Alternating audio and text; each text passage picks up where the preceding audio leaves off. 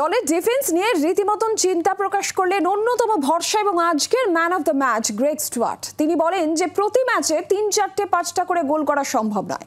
অন্যদিকে দলের ডিফেন্স নিয়ে খুব একটা চিন্তিত নন মোহনবাগান অধিনায়ক শুভাশিস বোস। তিনি জানান মরশুম সবে শুরু হয়েছে, বিপক্ষের ফুটবলাররা কাউন্টার অ্যাটাকে গোল করে যাচ্ছে। As you say, we're still conceding some goals. From our point of view, we have to defend better. From the attack, even from the attacking players to the defence, everyone we defend together. So we have to work on this because we can't score 3, 4, 5 goals every game. We can't rely on this, you know. So we must do better. So yeah, I agree with you.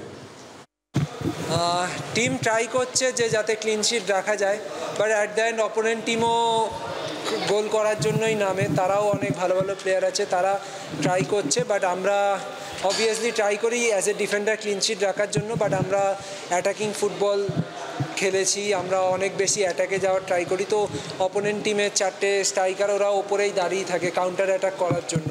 তো at the and ওরা কর্নারে ওরা গোল করে গেছে, আমাদের কর্নারে ওরা গোল করে গেছে। বাট এইসবগুলো রেকটিফাই হবে, অ্যানালাইজ করা হবে আর রেকটিফাই করা হবে, আর আগে গিয়ে যাতে এই মিস্টেকগুলো শুধরানো যায় এবং ম্যাচেতে আমরা ক্লিন শিট আনতে পারি, এটাই আমাদের টার্গেট।